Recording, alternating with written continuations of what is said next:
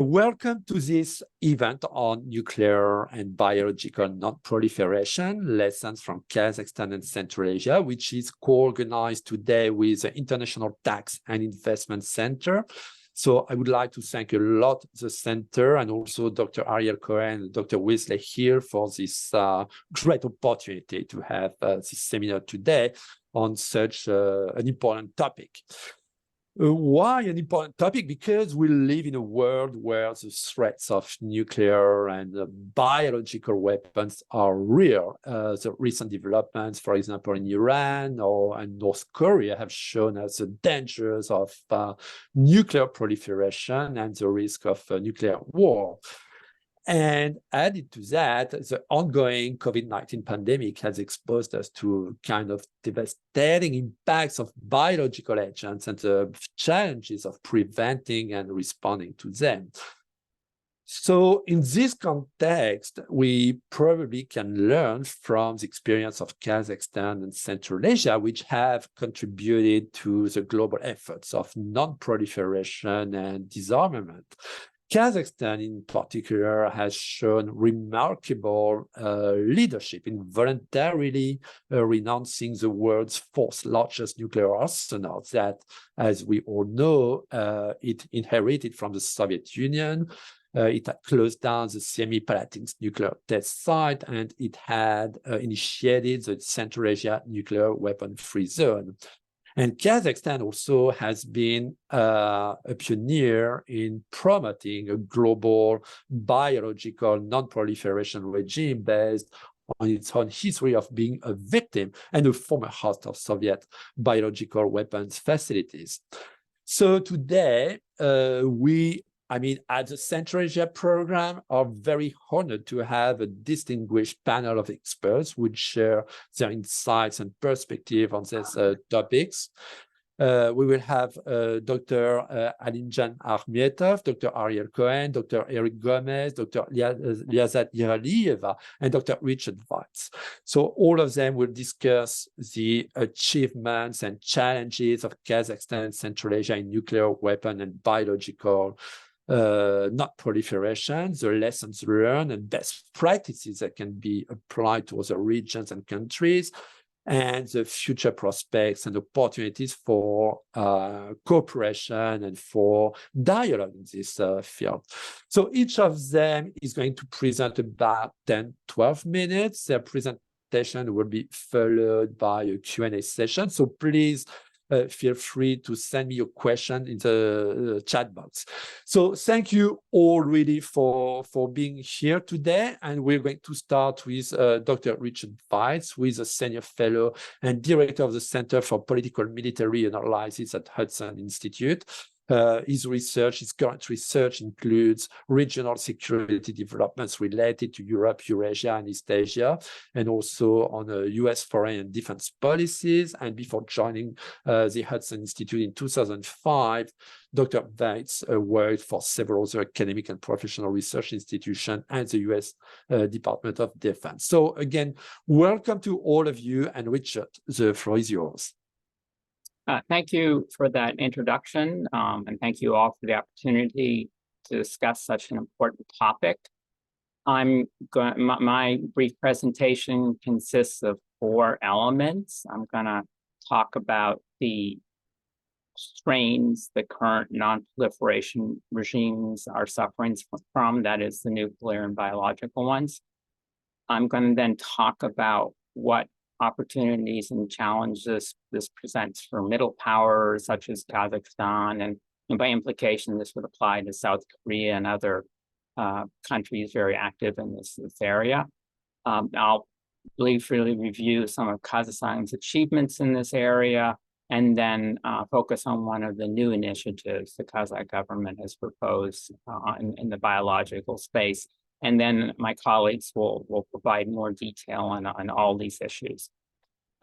So to discuss the state of the regimes, I can't do better than starting out with a comment by National Security Advisor Jake Sullivan, who earlier this year said that the world is in an inflection point. He was focusing on nuclear stability and security, but it applies to the biological and arguably the chemical weapons of mass destruction domains as well. We've seen the nuclear arms control realm collapse of several treaties, most notably the Intermediate Range Nuclear Forces Treaty. And with the last major treaty we inherited from Cold War, the New START treaty has been renewed, but is really on life support as the Russian and US officials have suspended formal arms control dialogue, primarily due to Russian actions. The State Department in February of this year found that Russia was no longer in full compliance with New START. It was not allowing for the mandatory inspections and data exchanges, and eventually the US followed suit in limiting its participation in that as well. Even if the negotiations restart, it's going to be very challenging given the major differences between the countries, Russia and the US, over who should be included in the treaty, what systems to cover, how long any extension should go, verification measures, and so on. And I think that because of the difficulties Russia's conventional forces have been having in Ukraine, and we're going to see a greater reluctance than we would have seen a few years ago for the Russians to consider renewing the treaty, or building a new treaty, extending beyond the existing treaty to address some of these concerns. If Russian-US strategic arms control ends, it will be the first time in almost half a century that we don't have legally binding caps on the two countries' nuclear forces. Sullivan also warned about some other challenges in this domain. There's, in particular, this growing concern in Washington and in Europe and Asia about China's nuclear weapons expansion. China used to have a very small arsenal size with Britain and France, and now it's rapidly expanding its forces. I'm going to let Eric focus on that question, but it's going to be a major problem since it means you can no longer have really Russia-US focused arms control without considering the implications of China's growing force. There's also still the challenges from North Korea, its unrelenting development of ballistic missiles, and we all fear the next nuclear test. And Iran's nuclear weapons potential is growing. And there's no evidence it has a nuclear weapon, but its ability to produce one rapidly has been increasing over the past few years. All these problems have been challenging many countries, particularly the US, as it seeks to reassure Asian allies such as Japan and South Korea, which has valiantly fought the urge to acquire nuclear weapons. But this is because the US pledges to defend them, and as more countries get more nuclear weapons, it's going to be harder to hold that fire break, prevent other countries from considering their own nuclear options. The biological weapons domain is also under strain. When it came into force in the 1970s, the Biological Weapons Convention was the first multilateral treaty to ban an entire class of weapons. The participants agreed not to develop, produce, stockpile, acquire, transfer, or employ biological weapons. The focus is on intent. You cannot seek biological advances, biological substances, weapons, and so on, if you plan to use them for offensive purposes. But that treaty also has its challenges. It's not universal. Most states have joined it, but there's still a couple that are not members. There's some of the governments that have joined are having difficulty fulfilling their national obligations. There's a loophole in the treaty in that the governments are allowed to maintain even a small number of dangerous pathogens or offensive weapons in order to develop countermeasures against them. And even perhaps more of a challenge is that many advances in the biological sciences and biological technologies can be used for both civilian but also military purposes. This dual use challenge is also a challenge for nuclear energy, as well as in other areas. The US and others assess that some countries, such as Russia, China, and North Korea, have undeclared biological weapons programs. There's also concern about terrorist groups. Many have sought to tame these dangerous pathogens, and the fear is that advances in the biological sciences and technologies are going to make this even more of a challenge in the future. It's going to make it easier to acquire biological pathogens, to develop them, to modify them, to deliver them. And all of this is going to create a greater challenge for the treaty. And unfortunately, unlike the Nuclear Nonproliferation Treaty, the Biological Weapons Convention doesn't have a very strong structure to ensure compliance. There's no mandatory verification regime. There's just a small support staff of a few people to man with a very small budget. Into this space, the deadlock among the great powers and the challenges, other countries have made an effort to play a role. Brazil, South Korea, and most notably Kazakhstan, one of the subjects of today's talks. We've seen the country's founding president, Nursultan Nazarbayev, make this a core issue of his foreign policy.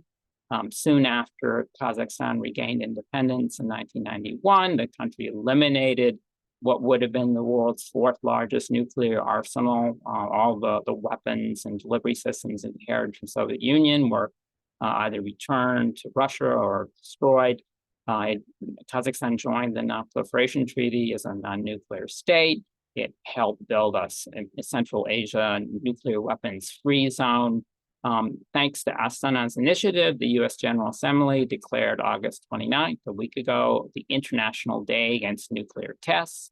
This past week, Rose Gottemoeller, the former deputy head of NATO and a former senior official in many U.S. administrations, said that this day was of immense significance as we work to bolster the moratorium against nuclear testing. In cooperation with the International Atomic Energy Agency, Kazakhstan became the first country to establish a low-enriched uranium bank, which would ideally allow countries, rather than build their own nuclear fuel-making facilities, which can be converted to make fissile material for nuclear weapons, to simply just get the uranium fuel they needed for reactors from this bank, use it, and then return the spent fuel, which would prevent the potential proliferation problems. In cooperation with the United States, Kazakhstan has tried to induce other countries, particularly Iran and North Korea, to follow example, noting how much it's benefited from abstaining from these kinds of weapons of mass destruction. Looking ahead, there was a very interesting article a few days ago by the first Deputy Minister of Foreign Affairs at Kazakhstan, Umarov, talking about what Kazakhstan wants to do as it's going to chair the second session of the NPT Preparatory Committee for the upcoming review conference. The last year's review conference was deadlocked on various issues, and the Kazakhs hope to work with other countries to achieve, to help break through some of the deadlocks. Now, Kazakhstan is also trying to apply its experience and expertise in the biological realm. During the Soviet period, it not only suffered horribly from being a testing ground for Soviet nuclear weapons, but also for the biological weapons complex the Soviets were building. Kazakhstan, as in the nuclear field, eliminated these assets very quickly. And then in a landmark speech to the General Assembly on September 2020, the president of Kazakhstan, Kassym-Jomart Tokayev, proposed creating an international agency for biological safety. And the idea of the agency is to help address some of the problems that the BWC and other countries are facing in this realm, to make sure to keep biological research peaceful and build state capacity, establish more inclusive export control mechanisms, maintain databases, keep abreast of current scientific and biological developments, and so on. The hope is that something like the agency would address some of the gaps we've seen in all three of the areas of concern. The natural outbreaks such as COVID, accidental outbreaks such as lab leaks, which also have been seen as a potential cause of the COVID epidemic, and then deliberate making of biological weapons, as the Soviets were so prone to do. The agency, for example, could take a lead in organizing the voluntary and underused confidence building measures that the members are required to submit. Provide a regular review of these, regular review of international biological developments and threats. It could help increase surveillance and making greater use of societal means of verification, voluntary peer reviews, and so on. And also clarify how states, what states face, help them deal with the problem of disinformation that is become such so rampant in the biological domain, and work with states to discuss how they would respond to future biological threats. We saw during the COVID crisis that international response was underwhelming, and we want to try and work to improve that. My colleagues will, I'm looking forward to, thank you, I'm looking forward to hearing my colleagues and from the audience, because they can help flesh out my framework discussion and provide us, a lot of insights on how we can work to further overcome these challenges. Thank you very much, Richard. So our second speaker will be Dr. Eric Gomez, who is a senior fellow at the Cato Institute. His research focuses on nuclear arsenals, deterrence, and strategic stability in East Asia, and is a co-editor of the 2019 Cato book, America's Nuclear Crossroads, and he was a member of the Project on Nuclear Issues, Nuclear Scholars Initiative 2020 cohort. So Eric, the floor is yours. Thank you very much, Sebastian. I just a quick corrective. I do not, in fact, have a PhD, but I appreciate the title inflation. So I'm going to be talking primarily about China, because I am first and foremost more of an East Asia person than a Central Asia person. But I'm going to do my best to connect the China question to some of what we're seeing in East Asia and what are some of the potentials for biological or nuclear nonproliferation initiatives in Central Asia and involving Kazakhstan. So as Richard mentioned, China has really started coming into its own as a nuclear peer or a major nuclear power very, very recently.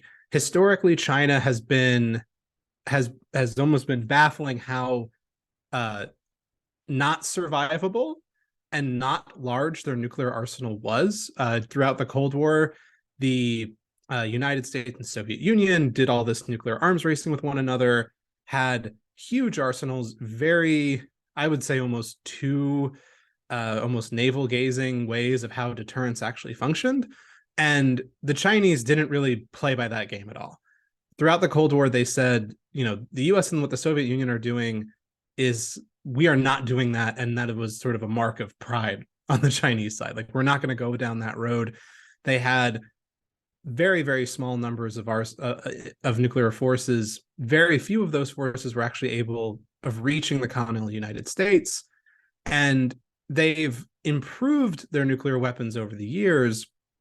But and even up until I think that the late 2000s, early 2010s, the nuclear modernization or advancement process was very much focused on keep the arsenal small, but add new technology, add more solid fueled missiles that are more responsive, quicker and easier to move around, add MIRVs to warheads to help with penetrability against ICBMs, etc. Then in 2021, we kind of got in the China nuke watching community the summer of the bouncy castles of death, as we came to call them, because China started working on these really big silo fields mostly in like the central interior of the country, pretty far back from any border, and huge silo fields. I believe that it's about 350 holes in the ground and could all be filled with a nuclear armed missile, might not all be filled, but we're not sure. But that was a big one. And we call them the bouncy castles because they have these sort of inflatable, big protective shelters over them while they're constructing them, and they look like a giant like bouncy house. So that was a fun summer for me, and by fun I mean a little bit terrifying. I remember writing a piece being like, after the first one was discovered, being like, don't panic too much. And then in between that piece getting published, and a week later they discovered a second field, and then I was like, oh no, that's not good. So they, in general, China has this goal of being regarded as a very serious and very strong great power. They haven't been too explicit about what the nuclear buildup means in all this, but it seems undeniable that the nuclear force is going to get much bigger. I don't know if it's going to reach numbers parity with the United States and with Russia, but it's certainly going to be much, much bigger than the historical norm.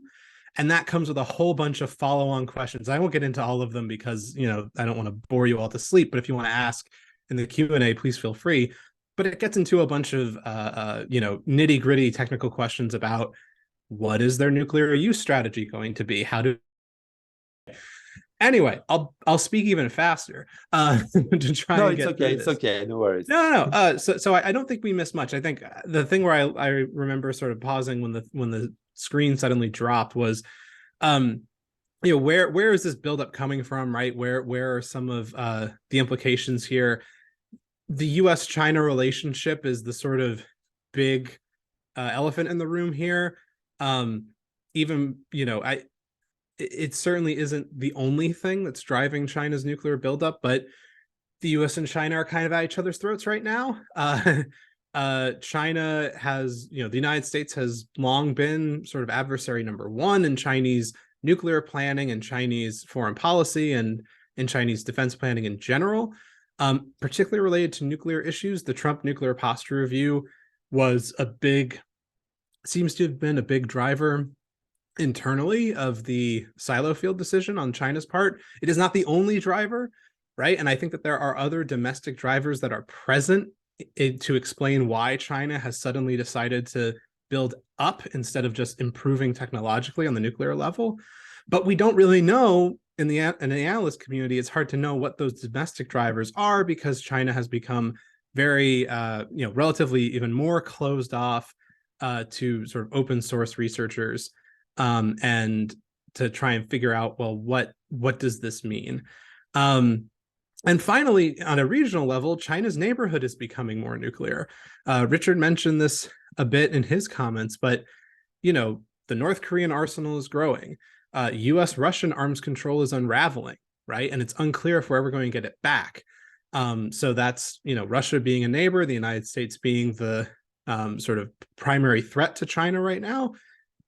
China has a lot of incentive to build up because that is also changing. The United States is also increasing its extended deterrence and nuclear commitments to countries like Japan and South Korea that are right next to China. So far, this hasn't meant an increase in U.S. nuclear forces in the region, but it's certainly possible that it will go that way. And, you know, India and Pakistan, I admittedly don't know as much about the Pakistani force, but I know the Indian nuclear force is also steadily improving. So China lives in a pretty, I think sometimes we tend to forget this, and Kazakhstan too, right? That China lives in a kind of rough nuclear neighborhood. And when all of the neighbors are kind of also doing things that, you know, increase their arsenal sizes or could increase their arsenal size, I think there is this perception of hedging against future uncertainty that is driving the Chinese decisions as well. To move this out to what does this mean for non-proliferation policy, both primarily nuclear, but also at the biological level, I think advancing non-proliferation cooperation with China is going to be very tricky going forward. Not necessarily because China wants to encourage proliferation. I know that they have done some of that type of activity in the past, and that certainly is concerning. But I don't see them being as dangerous of a proliferation risk as, say, the North Koreans. I'm more worried because at least in the United States, so many policy areas and so many ways of thinking about the relationship with China are now subsumed under great power competition. And that means I think there is less and less reason for Beijing to cooperate with the United States on any number of policy areas, but including nonproliferation. So this isn't the question of China sort of becoming a very like a problem country for encouraging proliferation. I think it just means that they're not going to be all that eager to jump onto any kind of US-led initiative to advance non-proliferation, if that makes sense. Some silver linings are that China does seem interested in engaging in arms control and nuclear stability talks at the United Nations P5 level. That's good. It also seems like the United States has started to kind of warm up to that a bit more as well. I think that's going to be part of thinking about arms control and non-proliferation in some creative new ways going forward. Again, that kind of Richard hinted at in his comments, but it's kind of unclear to me exactly what form that will take. Another bit of a silver lining is that we do know what US-China cooperation on nonproliferation looks like. It looks like their involvement in the nuclear security summits organized by the Obama admin and subsequent nonproliferation cooperation, and like the Department of Energy establishing or working with the Chinese to establish a center of excellence in Beijing on that front. So we know that US-China cooperation on this is possible. We know it has happened before in the not too recent or the not too distant past, but I don't think the current situation is great. And I think that we need to kind of focus on how do we prevent things from getting much worse first, and thinking about more substantive cooperation as a longer term prospect. And so I think in order to I have some 5 things that I think could help in the short term to, both for Kazakhstan, but also for the United States and China. Number one is, China has, in 2017, when the North Korean crisis was at its peak, China saw North Korea as the problem and regarded their nuclear testing as a bridge too far. And that was very important to get the Chinese on board with UN sanctions against North Korea, which they previously weren't. I think the US, but also the international community needs to keep that pressure on China and sort of make China recognize that resuming North Korean nuclear testing would be a bridge too far. Number 2, I think if there's any progress to be made on nonproliferation in Central Asia, biological or nuclear, Kazakhstan should be a leader. I don't think that what I worry about in Central Asia is non-proliferation issues in the region becoming another piece of US-China great power competition. And I think if the United States leads too much, then there could be a perception in Beijing of, oh, you're just trying to do more stuff to contain us. And I don't think that's in America's interests. I don't think that would be the reality, but I think that could be the perception in China. So I think in this respect, if Kazakhstan, right, if regional countries take the lead on regional efforts, then I think that might make it much more palatable to both the United States and Beijing to be involved.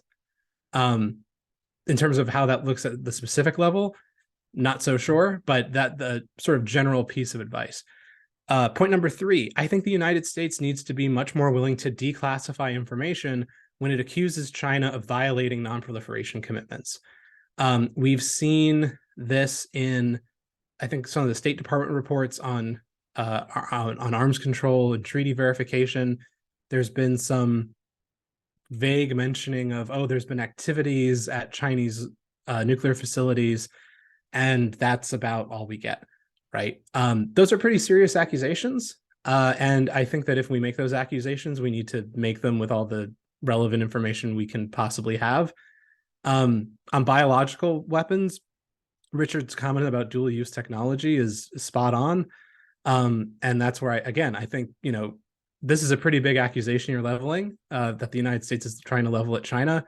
And I'm not totally convinced by the evidence. And I think that if we say, like, we think that they're doing some nefarious things on biological or nuclear, then I would like to see the the information as to why you think as to why the U.S. government thinks that's the case beyond what we get so far in the unclassified space. The fourth point, the United States needs to play a more active role in the P5 process. I'll be quick on this one. We've started. That's good. Let's keep going. And finally, on the creative arms control point and what comes after New START, I think anything involving anything that the U.S. wants to do involving China has to be multilateral. I don't think a bilateral agreement is going to work. And I think, on the United States side, this might mean being willing to consider some things that have been out of bounds in previous agreements, such as missile defense limitations. Anyway, sorry about my technical hiccup. Hopefully it won't happen again, but if it does, I think I can fix it fast. Thank you so much for having me, and I hope this sort of overview of the Chinese side and what that brings has been helpful. I'm looking forward to learning from the other presenters and hearing the questions. Thank you. Thank you very much, Eric. And no worries about the technical issues. Those kind of things happen, so no problem. And thank you for your presentation, and especially for these recommendations, which is exactly what the decision maker, policy maker needs. So our third speaker will be Dr. Alimzhan Akhmetov, who is a founder and the director of the Center for International Security and Policy, which is based in Kazakhstan. The center's mission is to provide the population of Kazakhstan and of Central Asia with up-to-date information on current processes in the fields of nuclear disarmament and international security. And Mr. Akhmetov actually took part in the negotiations on the development and adoption of the Treaty on the Prohibition of Nuclear Weapons in 2017. So, Dr. Akhmetov, the floor is yours.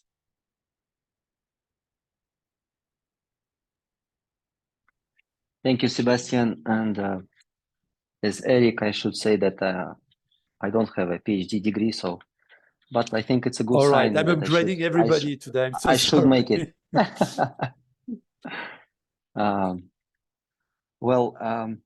First of all, let me thank the organizers of this event for invitation and the opportunity to speak. Yes, as you said, the Center for International Security and Policy is a Kazakhstani non-governmental organization focused on disarmament issues, and CISP is a member of the International Campaign to Abolish Nuclear Weapons and the Campaign to Stop Killer Robots. I'm sorry, I apologize if I will be repetitive, as Richard slightly mentioned some initiatives of Kazakhstan in nuclear disarmament field. So, as you know, about Kazakhstan had up to 500 nuclear explosions were carried out at the former Semipalatinsk nuclear test site, of which 116 were atmospheric nuclear test site were carried out in atmosphere. According to the experts, the total power of the atmospheric explosions was 2,500 times higher than the power of the atomic bomb dropped on Hiroshima. In Kazakhstan, for now, we have more than 1.5 million people suffered from nuclear tests. And on August 29, 1991, the world's largest Semipalatinsk nuclear test site was closed, and the area of that test site is 8,500 square kilometers, which is can be comparable to the territory of some European states. And in 1991, Kazakhstan voluntarily renounced the world's fourth largest nuclear arsenal. Then Kazakhstan possessed 140 nuclear warheads, deployed on 104 intercontinental ballistic missiles, 30 strategic bombers, and at that time we had 600 kilograms of highly enriched uranium. And later in 2009, as also Richard mentioned, that by the initiative of Kazakhstan, United Nations declared August 29 at the day of the closure of the Semipalatinsk test site, the International Day Against Nuclear Tests. And this year we celebrated the 32nd anniversary of the closure of the Semipalatinsk nuclear test site. And in 2006, In Semipalatinsk, 5 Central Asian countries, namely Kazakhstan, Kyrgyzstan, Tajikistan, Turkmenistan, and Uzbekistan, signed the treaty on a nuclear weapon-free zone in Central Asia, which entered into force in 2009. And in May 2014, 5 permanent members of the UN Security Council signed the protocol on negative assurances. And as the chairman at the time in the nuclear weapon-free zone, Kazakhstan has carried out an active work to promote and sign this protocol, this protocol signed by 5 permanent members.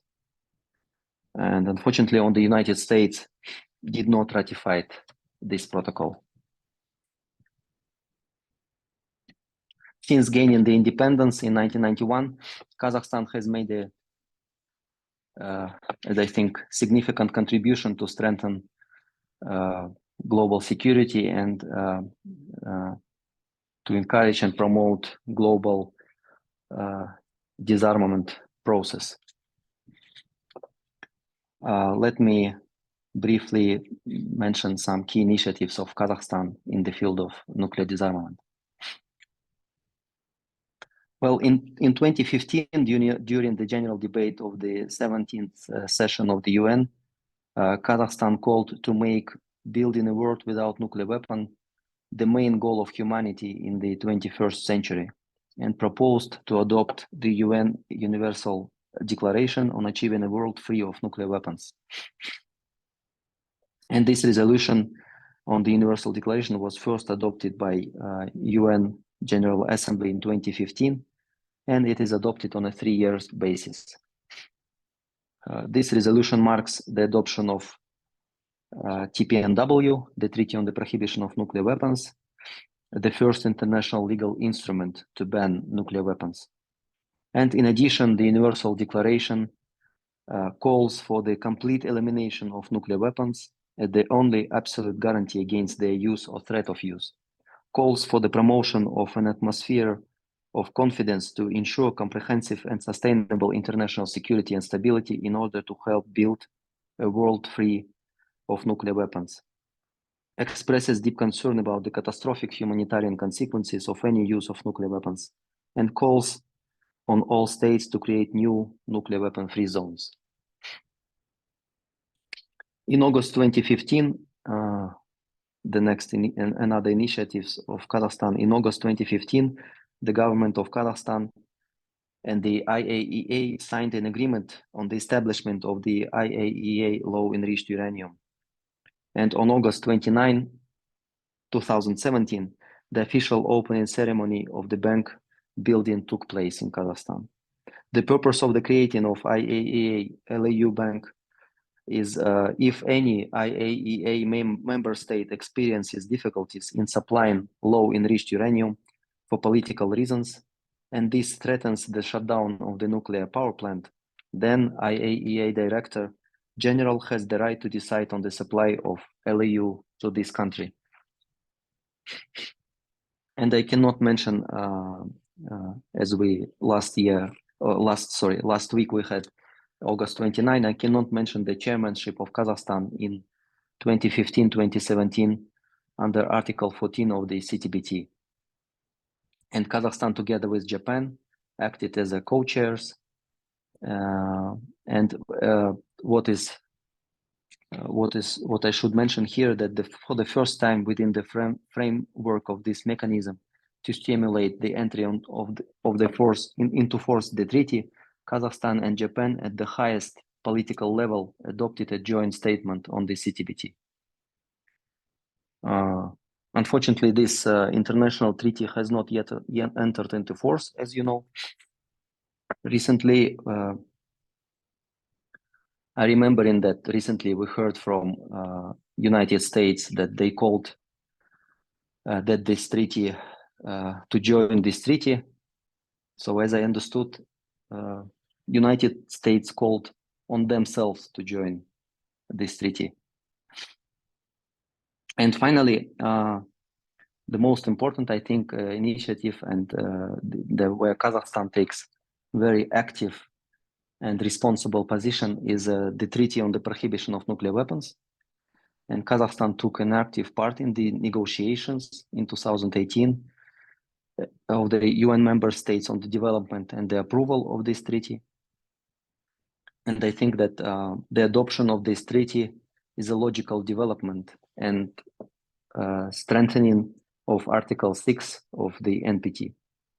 And Kazakhstan signed this treaty on March 2nd, 2018, and ratified it on August 29, 2019. And as Richard also mentioned, that Kazakhstan takes active part in this treaty, and I should mention also that Kazakhstan, together with Kiribati, co-chairs on Article 6, which is called Victim Assistance and Environmental Remediation. And one of the important initiatives under this treaty is the proposal to create international trust fund, which aims to help people who suffered from atomic bombs or atomic testing, nuclear testing, and also to recover the environment. What is important also to say that it's and why this event is important, that we closed the Semipalatinsk nuclear test site 32 years ago, but still our people continue to suffer from consequences of nuclear tests. And today in Kazakhstan, we have first, second, third, and fourth generation who suffered from nuclear tests. And these diseases, as cancer or heart diseases and other diseases, goes from generation to generation. And also recently, last week, actually, Eric mentioned that Kazakhstan can take part in regional efforts. And last week we had a regional conference here in Astana a week ago, actually. Regional conference, we invited Central Asian countries, our neighbors in the region, to discuss humanitarian consequences of nuclear weapons and the Treaty of Nuclear Weapon Free Zone in Central Asia. And of course, there Kazakhstan called and encouraged the neighbors in Nuclear Weapon Free Zone to join the Treaty on the Prohibition of Nuclear Weapons. Because I think we can talk a lot on arms control, non-proliferation, and other these terms, but I think that we need to put in the corner the priority disarmament firstly, and then we can talk about non-proliferation and arms control. But the disarmament, I think, comes first, because we can talk a lot of nuclear weapons, and the thing is that in UN or international conferences, diplomats or experts, when we talk about nuclear weapons, and that, for example, that 100 kiloton nuclear weapon can destroy the whole city at once, we personally, we did not experience it, and we perceive that nuclear weapons is something, I don't know, theoretical or abstract, and we do not feel fear that there are 14,000 nuclear warheads in the world. But if we think serious about this question, it means that every current second, even now, we are under threat of nuclear suicide. Something can happen, human error, we had this in history, or machine error, and we cannot avoid it. We cannot afford this high risk of humankind suicide. Thank you very much. Thank you so much, Alimzhan. So our next speaker will be Dr. Liazat Yeralieva. This time, I'm sure Ms. Yeralieva is a doctor, and Dr. Yeralieva is also the Vice President of the National Academy of Sciences of the Republic of Kazakhstan. She's a specialist in the field of microbiology, immunology, and infectious diseases in Kazakhstan. and a research major focus on epidemiology, prevention and treatment of TB, the pneumococcal diseases, and meningitis in children. And Dr. Yeralieva is a vice chairman of National Consultative Committee on Immunization in Kazakhstan, a member of Eurasian Association of Infection Diseases Specialists, European Association of Microbiology and Infection Disease. So Dr. Yeralieva, the floor is yours. Thank you very much. Good morning, dear partners and colleagues. I'm delighted to be a presenter of this event, which raises critical issues, and my presentation focuses on biological safety in Kazakhstan, particularly the measures for biological safety. Just a moment, I want to share my screen.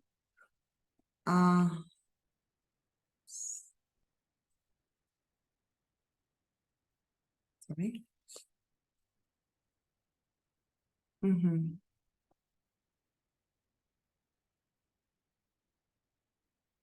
Okay.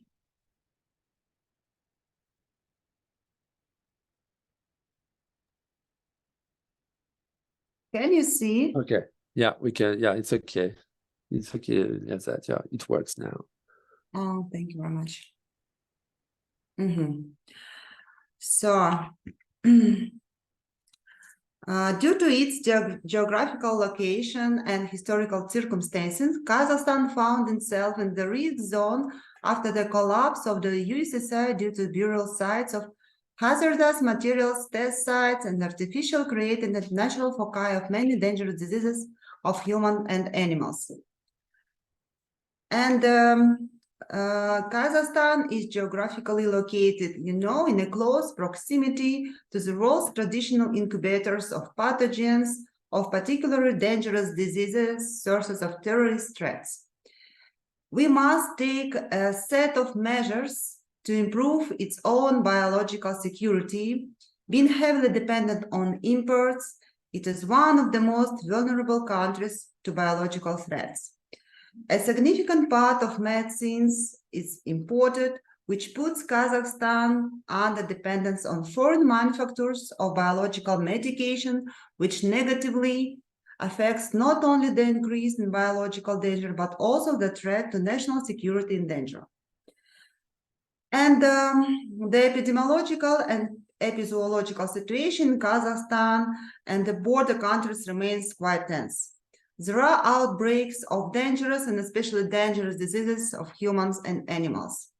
So cases of anthrax in humans are confirmed every year, and there are nearly 2,000 permanently dysfunctional points, 2,500 anthrax foci, and 49 points on anthrax isolation in 9 regions of country. And Kazakhstan is permanently unfavorable country for Congo crime and hemorrhagic fever, outbreaks of which are noted annually in the Republic, and its territory is expanding. And there are still high risk of large-scale spread of particularly dangerous infection, and for one of these, nodular dermatitis, and other names, lumpy skin diseases.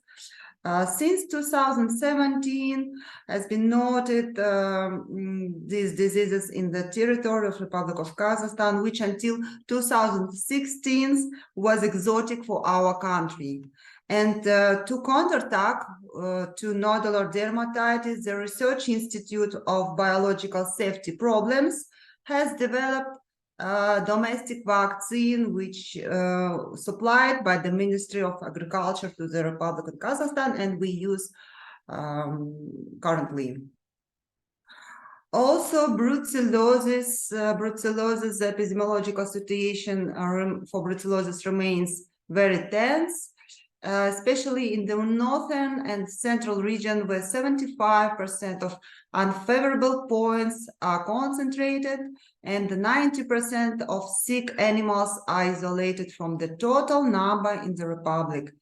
And of course, it negatively affects to our industry and generates serious social consequences in the production and public environment.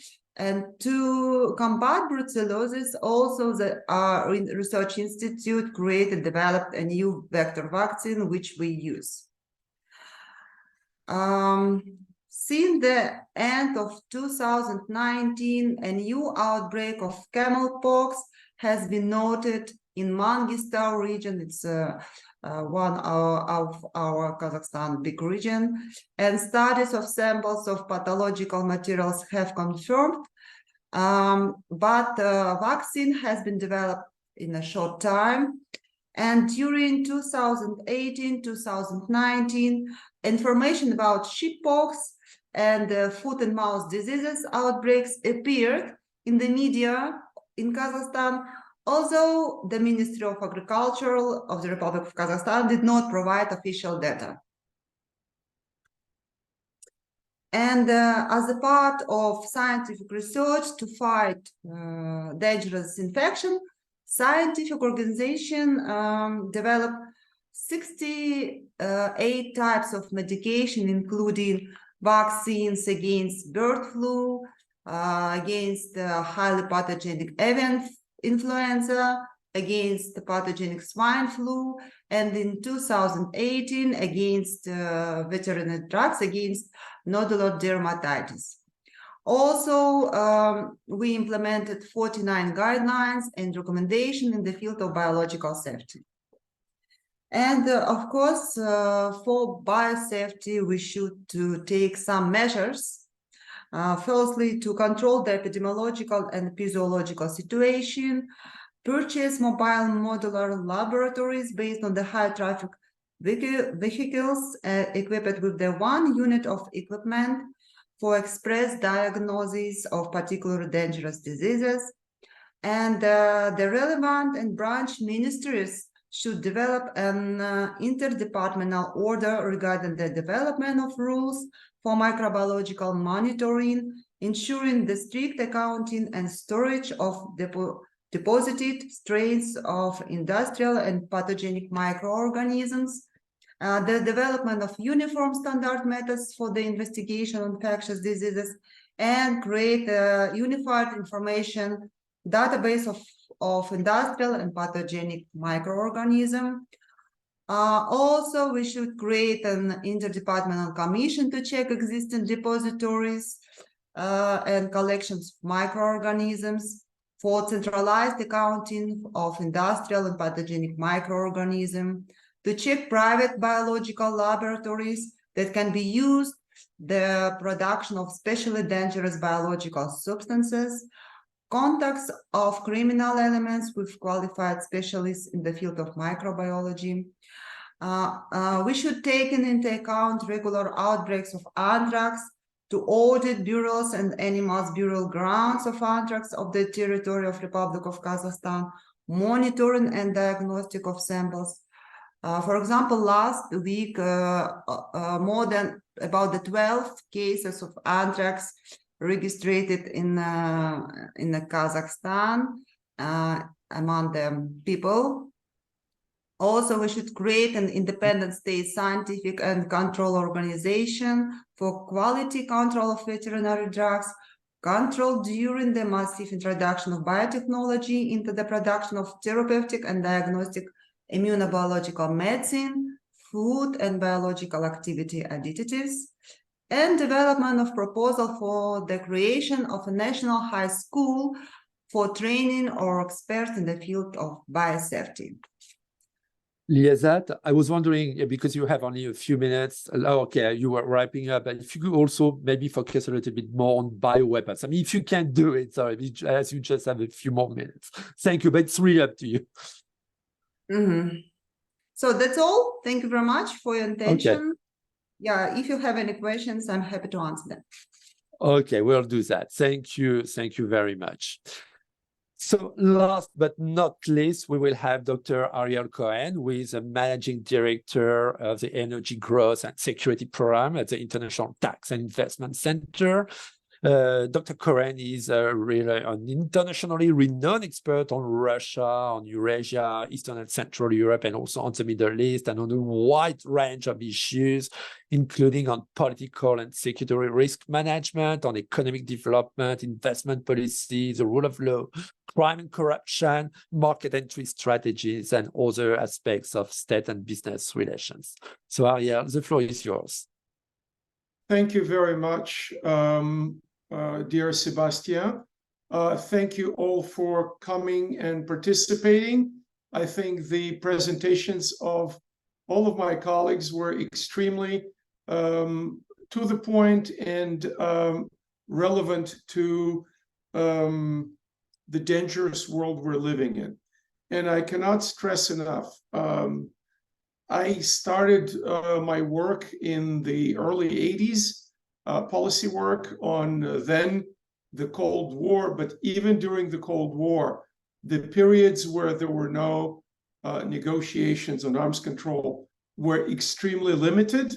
Under Andropov, there was a threat of a conflagration because Russia, the Soviet Union, and the United States went through a period of extreme mistrust. Andropov was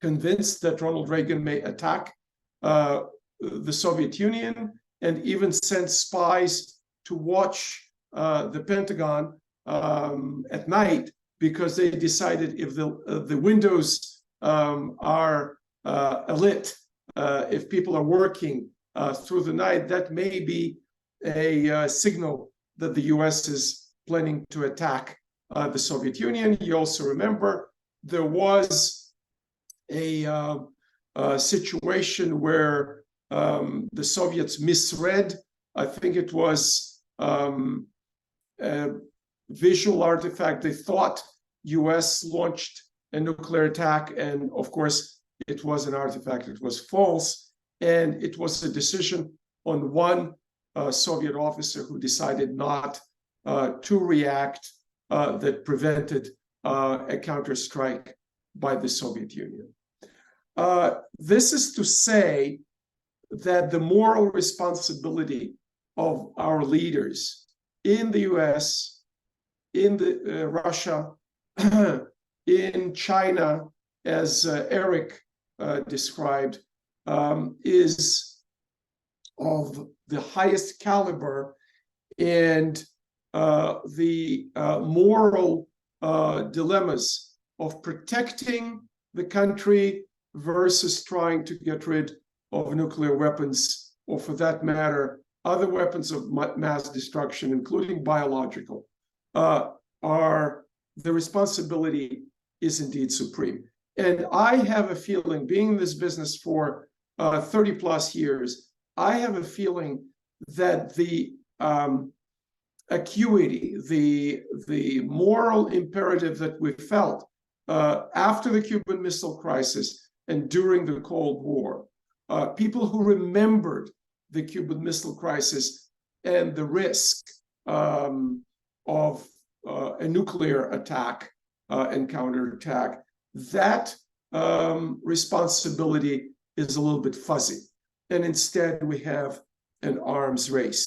So if you go back to the fundamentals of our business of political science, you go back to Plato and Aristotle, and you see Plato describing the ideal situations. So in the ideal world, we will not have nuclear weapons. It will be zero nuclear arsenal on all sides because of such high risk of total destruction.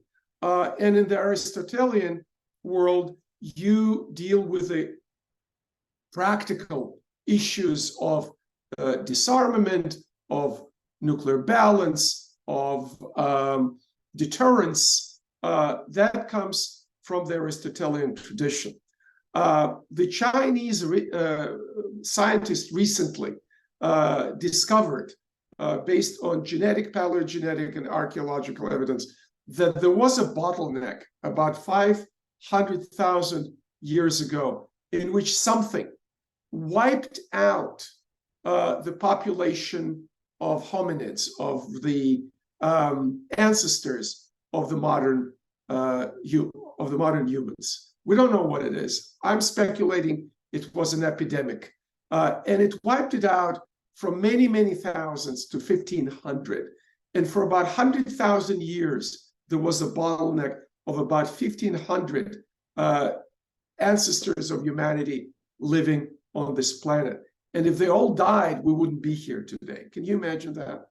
So in order for us to survive and thrive, in order not to become a bottleneck of humanity as a result of a nuclear or biological war, we need to think boldly about how we can prevent these threats. And I think Kazakhstan thought and did something very bold 20-some years ago when they decided that they are not going to be a nuclear power. When the Soviet Union collapsed and they had hundreds of nuclear weapons, they decided to close down the Semipalatinsk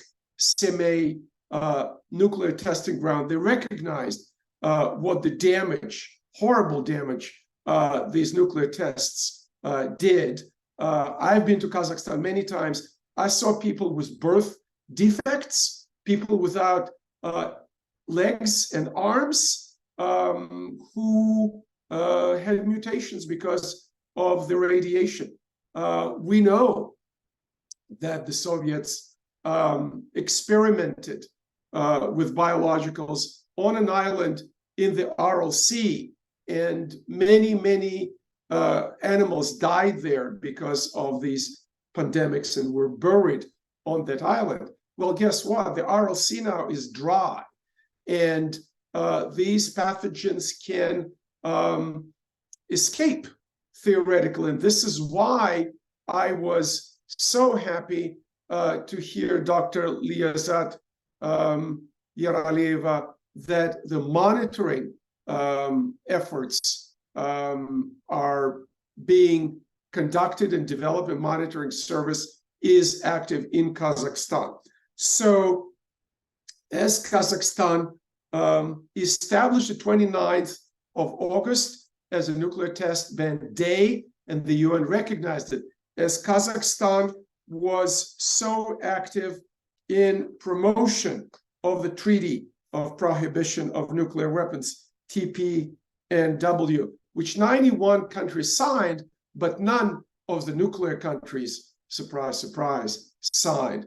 As Kazakhstan chaired the General Assembly and is active in both establishing and is in a leadership position in terms of establishing a nuclear-free zone in a whole region of Central Asia, the region of 5 countries and 77 million people residing there, but a region that is geographically located between a number of nuclear or nuclear aspirant countries: Russia, China, India, and Pakistan, and the nuclear aspirant Iran. And to the extent North Korea has a range, probably North Korea should be counted there as well. So Kazakhstan is, and other Central Asian countries, like Uzbekistan, which is aspiring to build its first civilian nuclear reactor. These countries are in the position to be in the global leadership to push IAEA, UN, and their neighbors and the United States to start climbing down from this dangerous and tense situation that Richard Weitz talked about and other colleagues talked about. The nuclear clock that Association of Nuclear Scientists designed as a measurement of how close we get to a nuclear war. That atomic clock is several seconds before midnight. It is in a more dangerous situation than ever since the Cuban Missile Crisis. These are issues of our immediate survival. While in the long term, the climate change is an issue and needs to be addressed and is addressed in CAP conferences around the world and in other efforts, and some progress is made, at least in the United States. The United States reduced its carbon emissions, I think by what, 50% since we started being concerned about it. With the nuclear proliferation, the improvement of technology, we are not there. And I think some of the negative examples that we need to mention, first and foremost, the failure of nuclear guarantees provided by nuclear powers to non-nuclear powers. And that is the case of the 1994 Budapest Protocol in Ukraine. Ukraine was in a similar situation to Kazakhstan, giving up its nuclear weapons that she received after the collapse of the Soviet Union. There is an argument in literature whether Ukraine and Kazakhstan had the material resources, the money, and the expertise to maintain those arsenals. But because many of those weapons were ICBMs, intercontinental ballistic missiles, the countries did not see the reason. They were not going to attack across the oceans. And at that time, they lived in a paradigm articulated by Mikhail Gorbachev and Ronald Reagan in 1985, that the nuclear war cannot be won and therefore should not be fought. And for that time, I think the leadership of Kazakhstan was extremely brave and forward-looking within that paradigm. I'm not so sure that where the collapse of the Soviet Union happened today, they made the same decision, they and the Ukrainians. But again, these were different times. We are in an era that requires both moral recognition of the danger and practical efforts with leaderships of Kazakhstan, but also by other countries, such as Japan, that suffered from the results of a nuclear attack, and other countries that suffered from the results of nuclear testing. I would briefly mention the biologicals as well. In the biological realm, the opacity is even higher than in nuclear, and in chemical. There's no enforcement. There's little transparency. Just look at the debates we have around the facility in Wuhan and the origins of the COVID virus. We need to upgrade our game. And again, Kazakhstan, with its initiative for the International Biosafety Agency, is ahead of the game as it was ahead of the nuclear non-proliferation effort back in the early 90s and beyond. I must say that the United States is doing a very responsible and positive work by funding biosafety labs around the world, including in the former Soviet Union.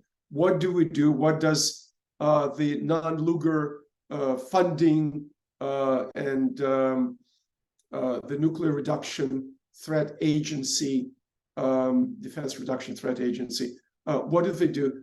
They keep the labs that remained from the Soviet times ongoing and hiring local scientists to prevent them from farming themselves to irresponsible actors, state actors, or non-state actors. Remember, in the height of Al-Qaeda and ISIS threat, our forces discovered very primitive labs that these terrorist organizations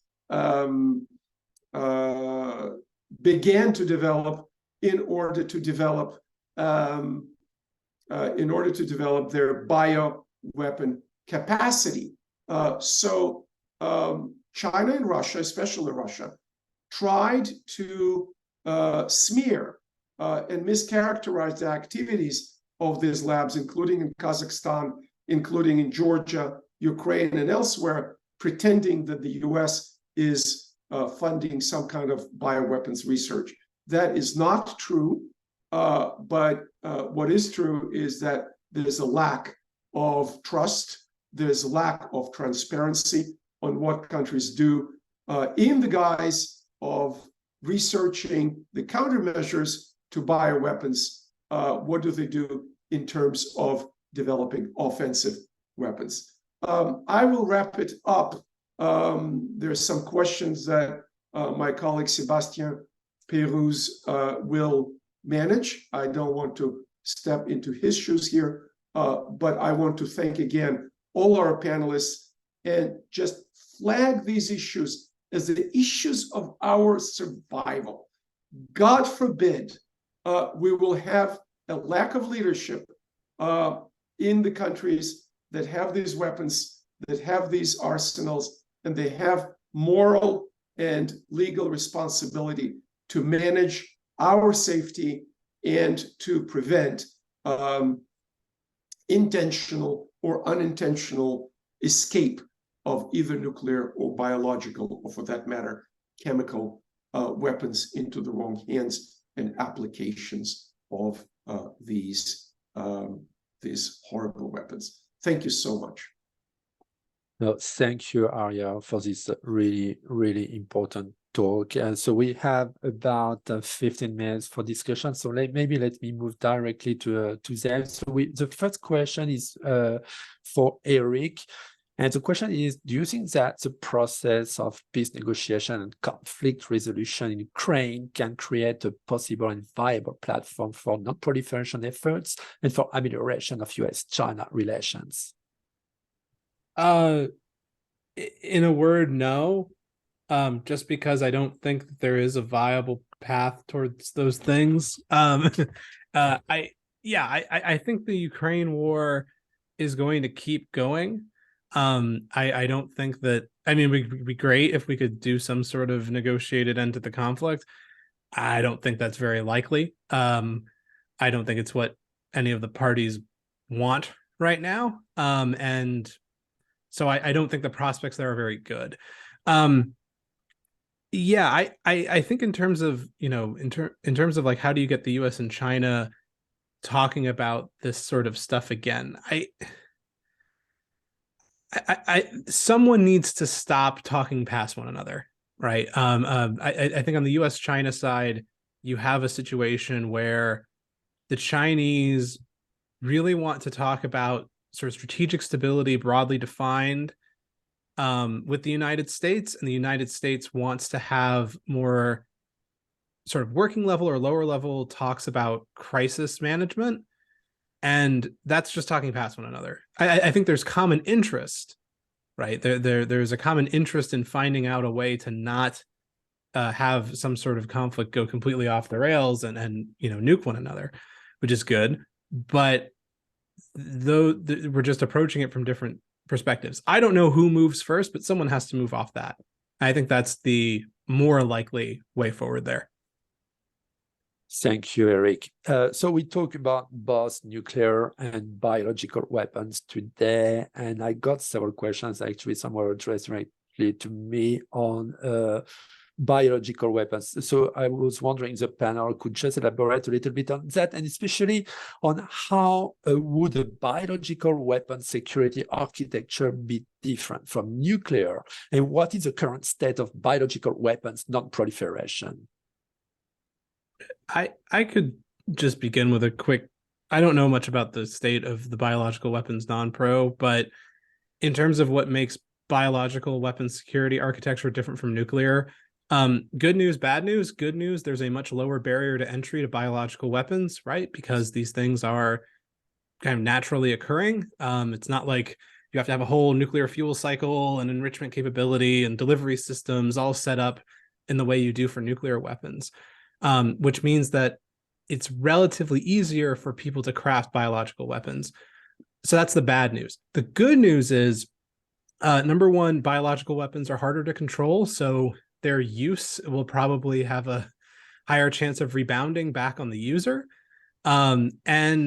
Or you just don't know what the impacts will be in a way. I mean, you don't really know what the impacts of a nuke will be either, but they're a little bit more known. You can kind of estimate their effects more discreetly. And I think the overall damage that a biological weapon could inflict rapidly are smaller.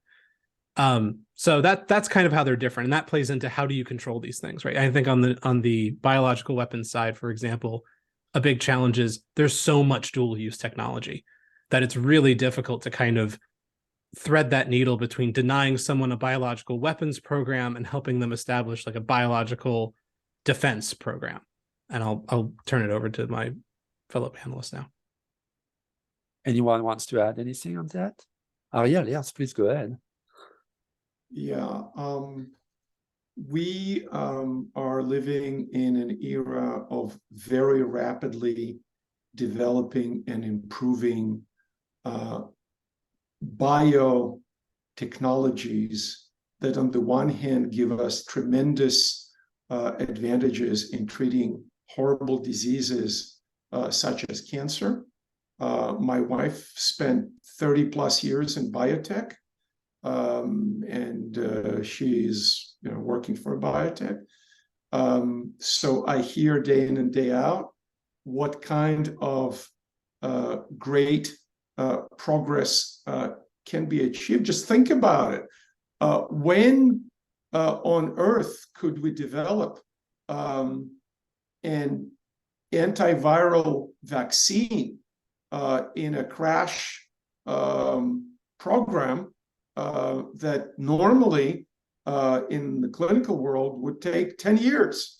We developed it in, I think, 1 year, tested it, rolled it out, and inoculated, I don't know, 70% of the US population at least, and significant percentages of the population around the world. Now, flip it and think about what can be done with the CRISPR technologies. This is technology that writes the DNA code and alters the DNA. So you can make a virus that is spread by aerosol, by coughing and sneezing, and is much, much more pathogenic and lethal than, let us say, the influenza or COVID virus. COVID virus had a general population lethality of 1.5%. Some of the similar viruses from the same respiratory viral group, the cousins of COVID, have lethality of 30%.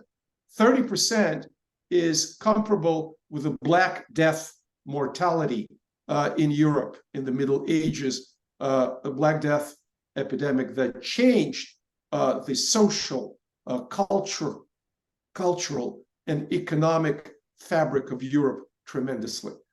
So the responsibility, just as I talked about the responsibility of our leaders for atomic and hydrogen nuclear weapons, the responsibility of our leaders to not to develop. First of all, just don't freaking develop this stuff. Do not conduct enhancement of function research, because enhancement of function research that they did in Wuhan and they're doing elsewhere, in the guise of, oh, we'll make it more communicable and that will allow us to study how to treat this stuff. Enhancement of function research is a dual use that can be used to develop bioweapons. And that's what we're looking at. Now, again, COVID was horrible. COVID killed millions of people. I know people who died from COVID here and in Russia and elsewhere. And the report on people who got substandard treatment here is nothing relative to the substandard treatment they got in developing countries where younger people did not survive, did not get the supportive treatment. So we should be much more proactive, and I welcome Kazakhstan's initiative to establish this biosafety agency. We do monitor Ebola and other diseases in Africa and elsewhere. We need to do the same in a much more organized fashion and bump up cooperation, but cooperation does not happen without a trust. So again, I'm coming back to the first principles. Trust is what is necessary. How to improve trust? How do you boost trust between the leaders and between the expert communities? I think that's a challenge we're staring in the face of. Thank you so much, Arya. Let me take, we have 5 more minutes left. We had another question, which is the previous US government deregulated the use of nuclear-powered spacecraft, which has resulted in DARPA's demonstration rocket for HI-6 lunar operations program, and which forced a new space race in a unique domain. So if other countries with similar space ambitions like Kazakhstan wish to understand these technologies, how can this knowledge be responsibly shared? Anyone wants to answer this question?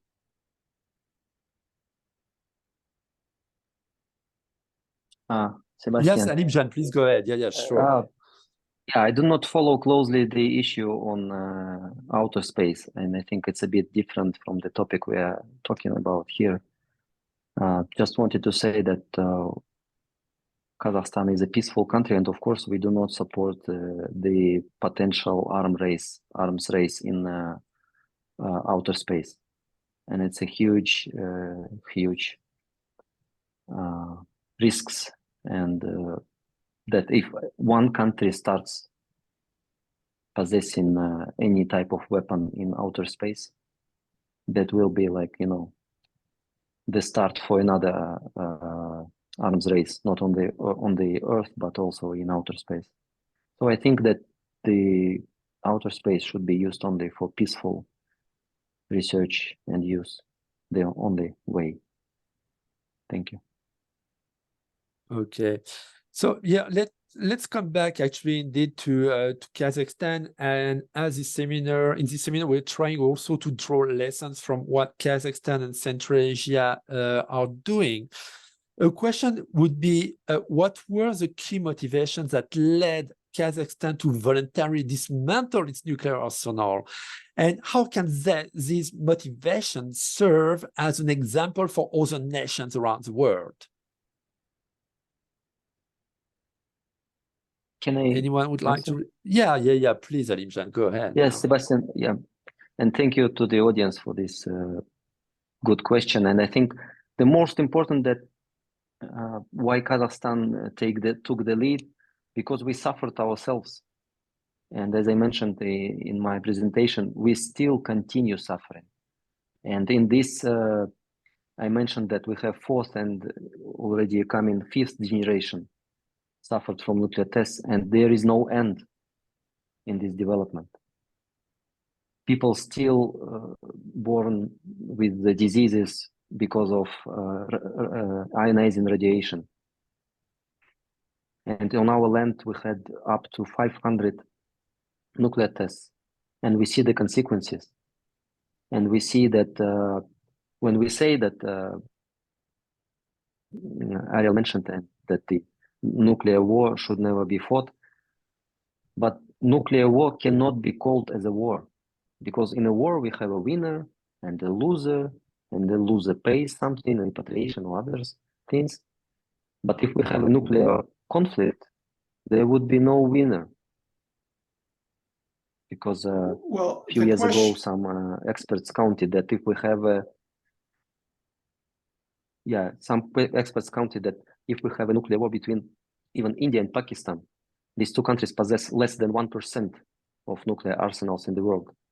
$2 billion people will die from this small conflict. So this is the idea that we suffered ourselves, and we see that it's the way to nowhere. This arms race, so-called strategic stability, and the only way is to disarm, to escape this any possibility to commit nuclear suicide. Thank you. Yeah, did you want to add anything? Yes. The Russian spokesman on the highest level, including the vice chairman of the Russian Security Council, former President Dmitry Medvedev,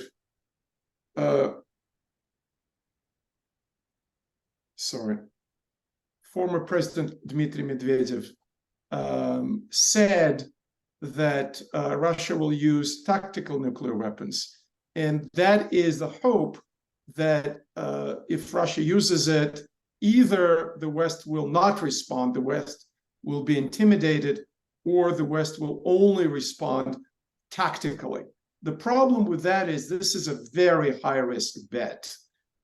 First of all, I do not believe that if Russia uses the first use tactical nukes in the Ukraine war against Ukraine or against a NATO target, the West will not respond. The West will respond. It will have to respond. But then nobody knows how the escalation curve would look. You respond 1-1 or 2-1, and the other side responds 10-1, and it can get out of control extremely fast. So the political scientists who worked on the nuclear non-proliferation issues were talking about establishing a norm. The post-1945 norm was we don't use nukes. And Mr. Medvedev and people on whose behalf he speaks, Dr. Karaganov, whom some of us know here, should shut their mouth and stop threatening the use of nuclear weapons.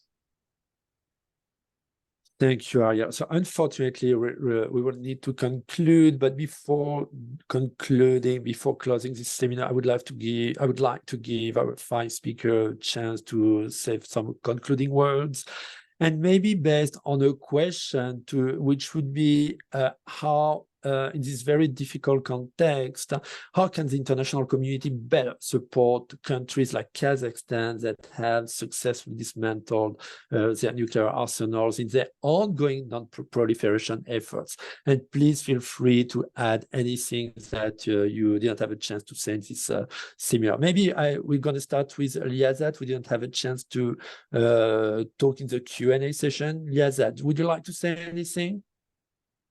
Thank you, Sebastian. I think we should talk more and more about this problem, about that issue, more in an international platform to talk about the position of Kazakhstan and position about this war in Ukraine. So, and we should talk about not only nuclear war, but about biological. You know that the risk to use the biological war, it's higher nowadays. Thank you, Liazat. Richard, do you want to add anything?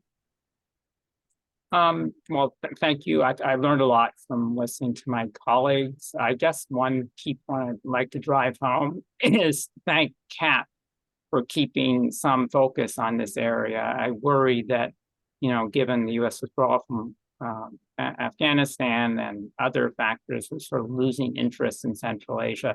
And as I think we saw today, it's actually at the cutting edge, the frontier on many of these issues, such as the Russia, China, U.S. West competition, the non-proliferation, biological weapons, nuclear weapons issues, and so on. So I'm glad that you helped organize today's event, and you're keeping focus on this important geographic region. Thank you, Richard. Alimzhan? No, okay. Eric, do you want to add anything? Yes, I would. So I think that, you know, as a bit of a meta point here, I think that, you know, the 21st century, a lot of attention gets paid on the great powers, right? The US, Russia, China, etc. I think it's actually this really interesting space for middle powers to kind of throw their weight around a bit more. And I think Kazakhstan is a good role model or potential for that in terms of being in a unique position to take the lead on certain like discrete areas, right? And I think that Kazakhstan's track record in non-proliferation, primarily on the nuclear space, but also, you know, I think they can use that experience to get involved in more non-proliferation areas in say the biological weapon space as well. And it seems like they are, you know, that Kazakhstan is being active about seizing that opportunity, which is great. But I think that applies to other middle powers, right? I think that applies to, you know, countries like Japan and South Korea and, you know, other countries in the European Union. I think that there's a lot more room for states of this sort of level of regional power influence to use their abilities and to use their resources to make this kind of progress on discrete issue areas that previously they may not have, or previously that the expectation would be on, you know, one of the great powers to kind of begin the process. I think that's not the case anymore. I think that's a good thing for international stability and for international peace. So I hope Kazakhstan continues doing what it's doing in this space. Thank you, Eric. And Arya? Yeah, I know we're out of time, so I'll wrap it up and just second what my colleagues said with a couple of suggestions. Number one, because Kazakhstan took a leadership position on biosafety, the secretariat of an organization, if and when such an organization is created, and I think there is definitely a place for a global biosafety agency beyond WHO. It can work closely with WHO, but because of the security dimension, this is not only a WHO issue, that the secretariat can be located in Astana. Astana has definitely an experience with sophisticated multilateral international negotiations, and its role also as Kazakhstan's role as the host of the low-enriched uranium bank, as the host of SICA, the Asian Cooperation Security Organization. It all suggests that Astana can pull it off.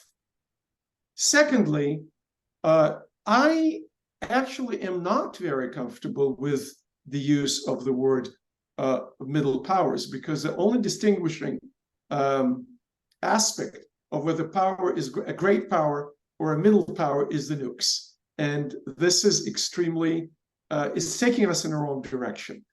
So if India didn't have the nukes, it would be a middle power because, for example, Japan, that we referred here as a middle power, has a larger GDP and higher level of technology development than India. Ditto Germany. So when we talk about Germany, Japan, but also India with its tradition of non-alliance and peace diplomacy, also a country like Brazil, Mexico, these countries can and should take a lead, and I would suggest that Kazakhstan works closely with those countries, as well as the three big bears: the Russian bear, the Chinese panda bear, and the American eagle bear. No, it doesn't exist.